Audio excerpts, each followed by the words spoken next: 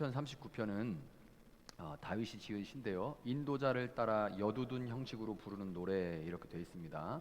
여두둔이라는 것은 어떤 곡조의 형식일 수도 있고 그것보다도 우선 이제 여두둔이라는 찬양 담당 레위인이에요. 그런데 지금 뭐 어떤 가수가 부르는 특별한 창법이 한 장르가 되는 것처럼 이 여두둔이라는 사람도 특별한 형식의 곡을 찬양을 불렀던 것 같습니다. 그래서 그 여두둔의 형식으로 부르는 노래인데 아마도 이 가사 다윗의 노래를 볼 때 가사를 볼 때 굉장히 슬픈 곡조의 그런 곡이 아니었을까. 여두둔 형식이라는 것이 그렇게 미루어 짐작을 해봅니다.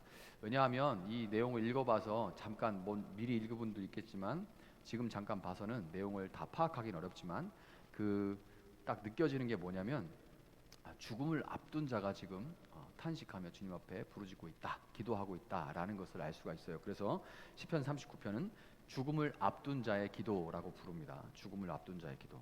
아마도 죽음을 앞둔 다윗이 그의 왕조에서 성전 제의 음악을 담당하던 이 여두둔이라는 사람에 따라서 그 스타일로 부른 노래로 추정이 되고 있어요. 그런데 이 내용을 보면 욥기를 보면 욥이 그 고통 가운데 탄식하는 장면이 있죠. 이 탄식하면서 욥이 하나님 앞에 탄식하며 기도하는 그 내용과 굉장히 비슷해서 욥이 부른 시편이 아닐까라는 그런 별명이 있어요. 욥의 시편이라고 불리기도 하고, 또 인간의 이 인생이라 얼마나 헛되냐, 헛되다 헛되다라는 말이 계속 반복이 됩니다.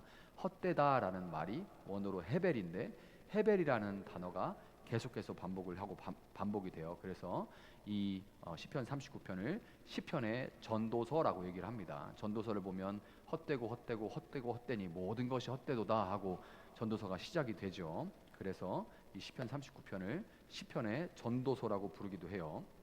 자, 죽음을 앞두고 있는 자신의 모습을 한번 상상해 보신 분들이 있는지 모르겠어요. 아주 구체적으로 죽음을 앞두고 있는 나의 모습을 상상해 보신 분들이 있는지 모르겠습니다. 6절에 어떤 단어가 나오냐면 그림자라는 단어가 나오는데 이 그림자와 같이 해가 강할 때는 그림자라는 단어에서 우리가 뭘 느끼냐면 해가 강할 때는 그림자가 있는지 모르죠. 정오에 해가 아주 중천에 있고 해가 강렬하게 내리쬐는 그 정오에는 그림자가 아주 짧고 우리 눈에 잘 보이지 않습니다. 그림자가 짧아서. 그래서 마치 이 그림자와 같이 죽음이라는 것도 없는 것처럼 느껴지죠. 죽는다는 그 의미, 죽음이라는 단어가 우리에게 쉽게 잘 와닿지 않아요. 있긴 있죠. 그러나 나의 실제 몸보다 굉장히 짧은 그 그림자가 있고 그 그림자에 신경 쓰기에는 세상이 너무 밝아요. 그래서 죽음이 없는 것 같다가 인생의 황혼이 오면 해걸음 무렵에는 해가 그림자가 쫙 길어지죠. 세상은 점점 어두워지고 그림자는 쫙 길어지는 것과 같습니다. 자, 죽음이 목전에 왔을 때, 눈앞에 왔을 때 무엇을 여러분 느낄 것 같아요?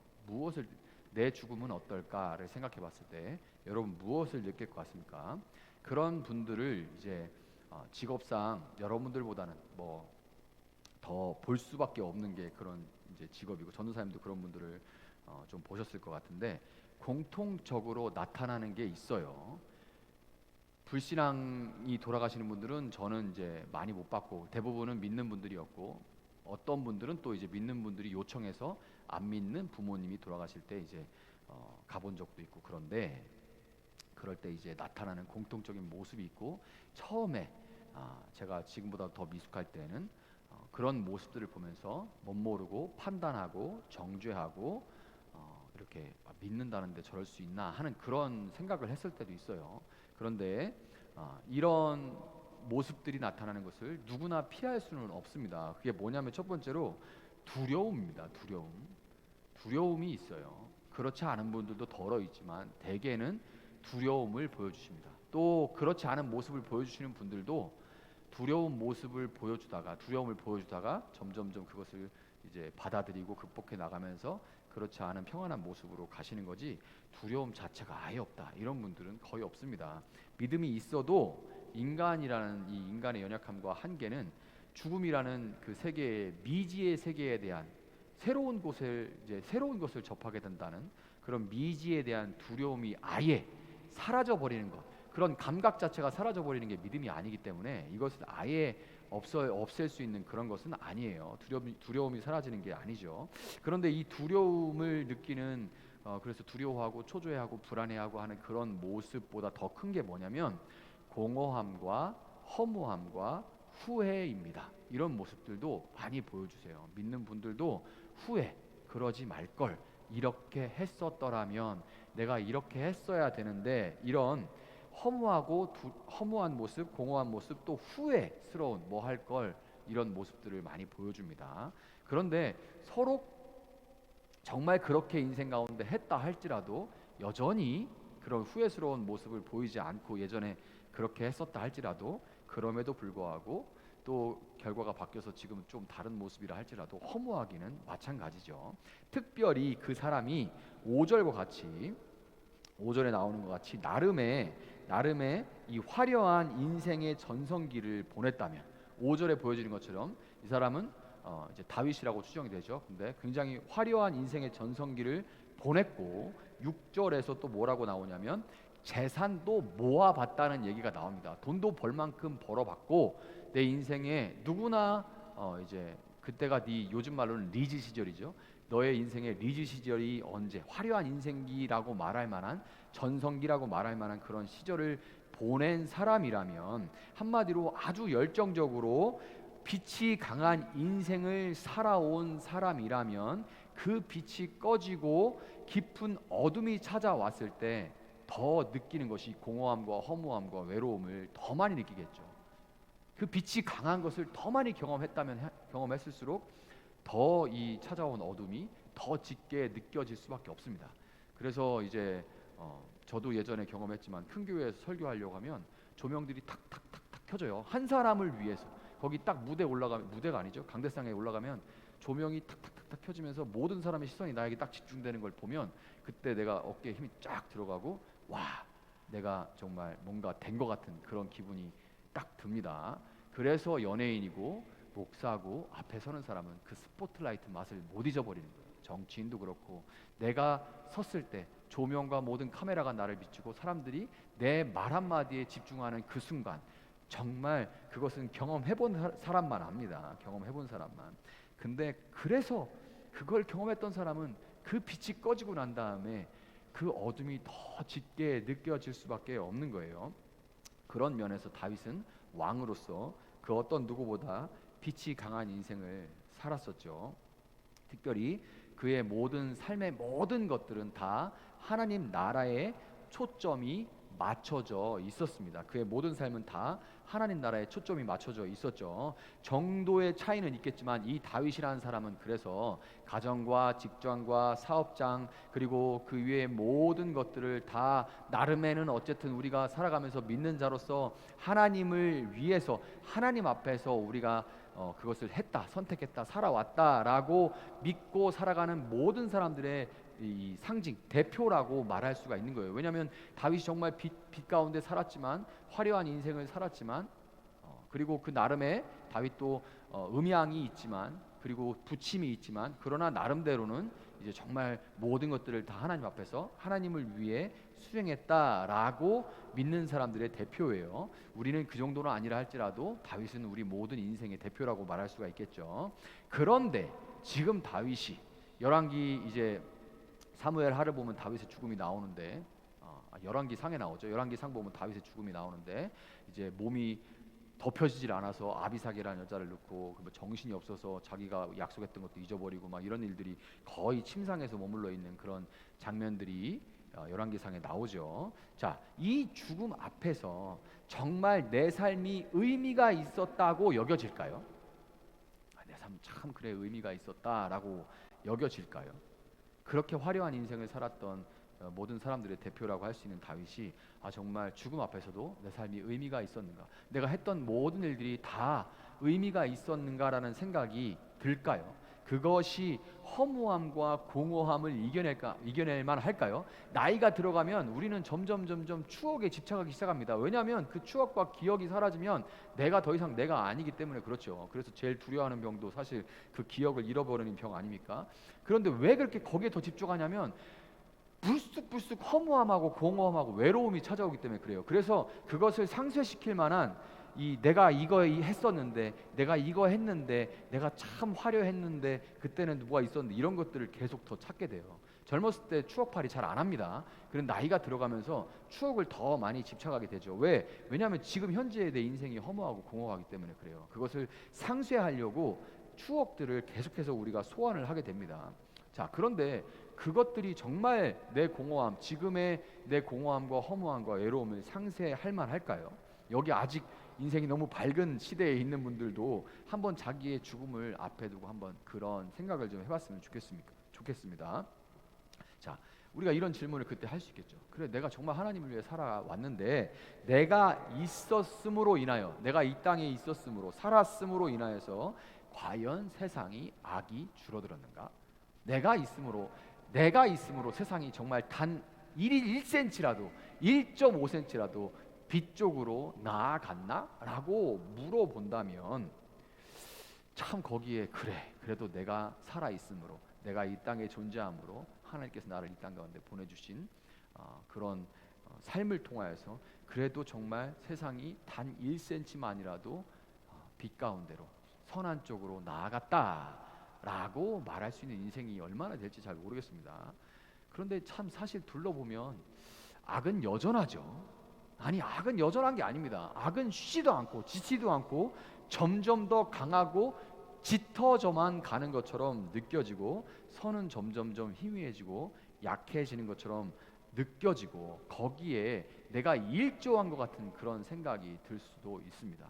야, 내가 그렇게 하나님을 위해 살아왔다고 생각하는데, 저도 선교지 생각하면 그래요. 이번에도 가면서 느꼈지만 변한 게 하나도 없습니다. 다리 몇 개 지어지고 그런 눈으로 보이는 건 변했지만 사람은 여전히 똑같고, 가난한 건 여전히 똑같고, 거짓말은 여전히 똑같고, 선교사님들끼리 서로 지지고 볶고 막 흉보고 막 이런 거 똑같아. 내가 거기서 7년이나 있었는데 좋아진 게 하나도 없습니다. 하나도 없고, 제가 거기 남겨놓은 목사님들, 그 현지 목사님들 중에 남아있는 사람이 손에 꼽아요. 다른 사람들은 세상이 좋아 떠나고, 뭐 염소 남겨둔 거 다 잡아먹고 없어지고, 이걸 보면서 물론 빛이 있었지만 그만큼 어둠도 있어서 내가 뭐 했지? 이런 생각, 내가 거기서 내 젊은 날을 거기서 보내는 게 뭐일까라는 생각이 들어요. 이런 게 죽음을 앞두고서는 더 커지겠죠, 사실은. 자, 그래서 1절 3절을 좀 보면 이렇게 되어 있습니다. 내가 속으로 다짐하였다. 나의 길을 내가 지켜서 내 혀로는 죄를 짓지 말아야지. 악한 자가 내 앞에 있는 동안에는 나의 입에 재갈을 물려야지. 말 안 하겠다는 얘기예요. 지금 다윗은 죽음을 앞두고 있고, 늙은 상태, 힘이 빠진 상태, 영향력이 있는 자리에서 멀어진 상태입니다. 그래서 나는 입을 다물고 아무 말도 하지 않았다. 심지어 좋은 말도 하지 않았더니, 야, 이건 이렇게 해야지, 이런 조언 얘기하는 거죠. 이런 좋은 말도 하지 않았더니 걱정 근심만 더욱더 깊어갔다. 가슴속 깊은 데서 뜨거운 열기가 치솟고, 생각하면 생각할수록 우라가 치밀어 올라서 주님께 알하지 않고는 견딜 수 없었다. 상상이 가십니까? 어떤 상황인지. 지금 나는 이제 죽어가고 있는데 자녀들은 죽도록 내가 일해서 모아놓은, 세대가 다르죠. 그때는 미래를 위해서 오늘 안 먹고 안 쓰고, 지금은 어차피 미래에 내가 아무리 많이 벌어도 집 한 채 못 사. 에이, 뭐 나중에를 위해서 오늘을 버릴 필요 없어. 특히 지금 이제 저하고 제 밑에 세대들은 최상의 부유한 상태에서 태어나가지고 한 번도 결핍을 경험해보지 않은 세대죠. 그런데 내일을 위해서 오늘을 참으라는 건 그들에게 말이 안 됩니다. 물론 앞 세대들은 그게 이해가 안 되겠죠. 10년, 20년 후, 그리고 자녀들에게 남겨주기 위해서 죽도록 오늘을 희생시키는 게 이전 세대인데, 지금 세대는 그러지 않죠. 그러니 그런 세대를 보고 있는 지금의 세대들이 이제 세상을 떠나면서 그런 세대들의 모습을 보면서 어떻겠어요? 그러니까 자녀들은 내가 죽도록 일해서 모아둔 재산 때문에 싸웁니다. 그런 모습을 지금 보고 있는 거예요. 그런데 내가 거기다가 말을 안 하겠다, 이렇게 되는 거죠. 말하면 뭐해? 말을 안 하겠다. 그 말을 안 하냐니까 억장이 무너지는 거예요, 가슴이. 자신이 읽어놓은 이 일터는 쇠잔해져 갈 때, 그러니까 제가 이제 잠깐이지만 선교지 가가지고 본 것들이죠. 그게 뭐 7년 정도인데, 만약에 평생을 들인 곳이 내가 떠날 때가 되는데 여전히 현지인들은 변한 게 하나도 없어. 그러면 어떤 기분일까요?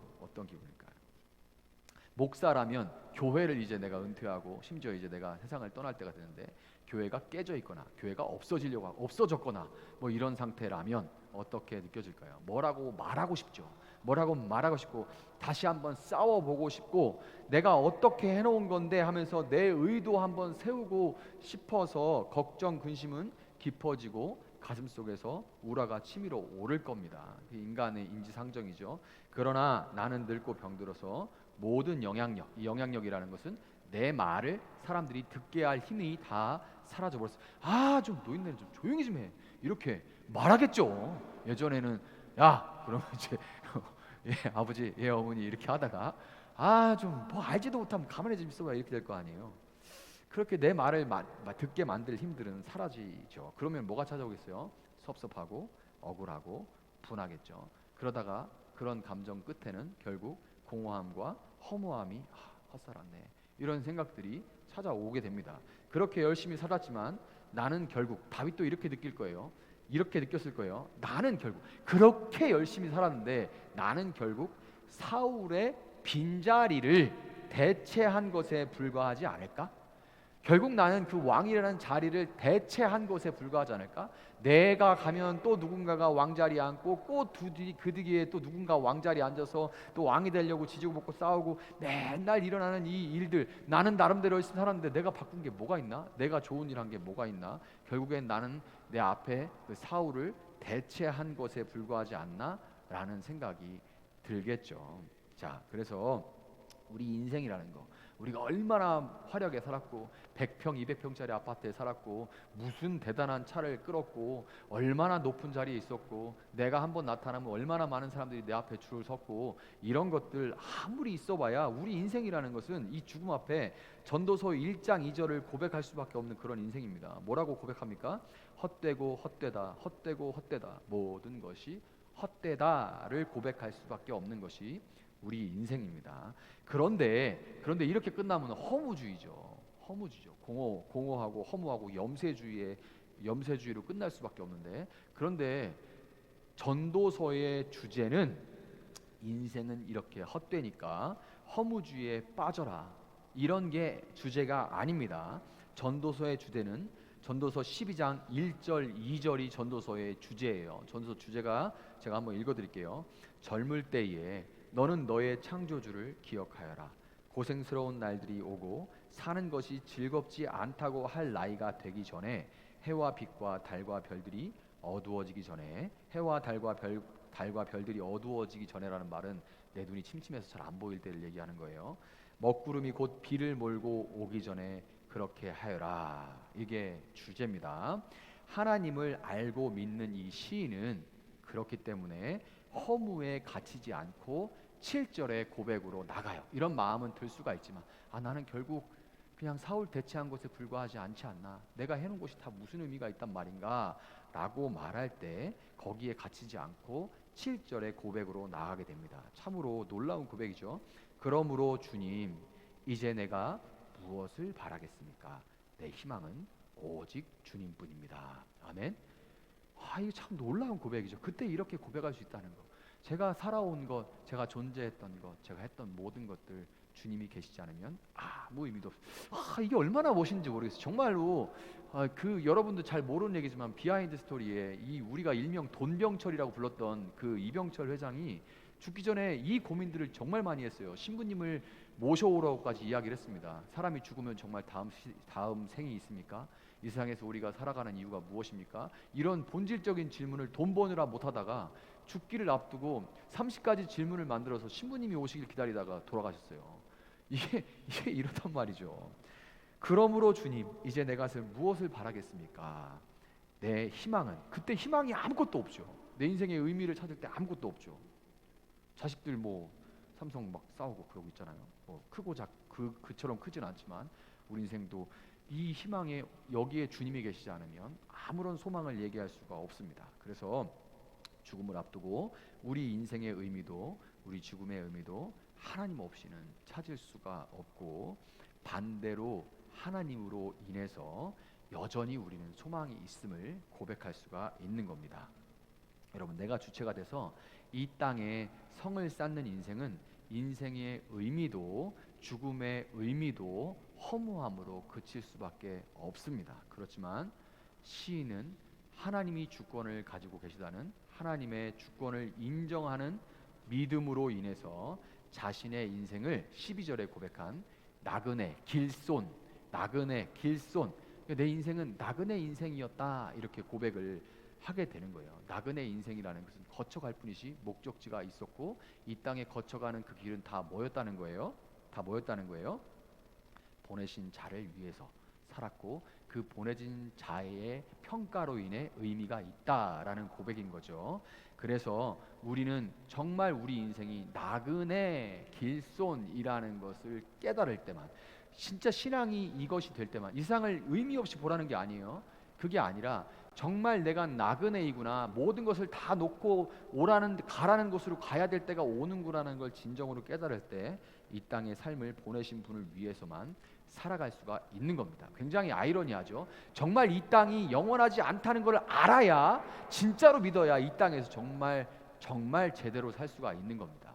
정말 제대로 해야 될 일을 위해서 살아갈 수 있는 거예요. 창세기 47장 10절을 보면 야곱이 이런 고백을 합니다. 이 세상을 떠돌아다닌 나그네 길 횟수가 100년하고도 30년입니다.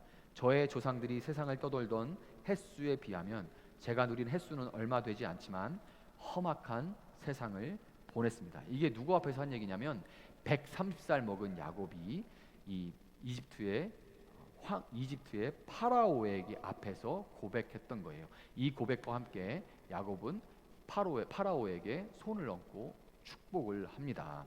그러니까 정말 인간적으로는 이 난민 거지 왕초인 야곱이 그 세상에서 당시 가장 큰 제국의 이 황제 앞에서 손을 얹고 축복한다는 게 말도 안 되는 일이죠. 그러나 이 사람은 내가 나그네일 뿐이고 이 다음 세상과 온전한 세상의 주인이 계시다는 것을 알았기 때문에 그 파라오 앞에서도 주눅들거나 그와 비교하지 않고 정말 이 땅 가운데 내가 해야 할 일, 곧 파라오를 축복하는 일을 할 수가 있었던 거예요.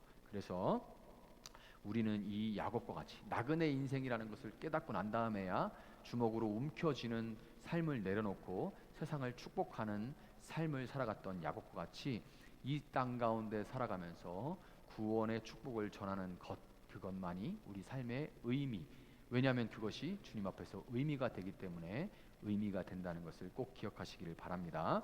우리 마지막으로 한 가지 시를, 우리 삶의 의미를 잘 보여주는 한 시를 함께 낭송하고 마치도록 하겠습니다. 함께 낭송하겠습니다. 조동화 씨의 나 하나 꽃 피어라는 시예요. 함께 낭송합니다. 시작. 나 하나 꽃 피어 풀밭이 달라지겠냐고 말하지 말아라.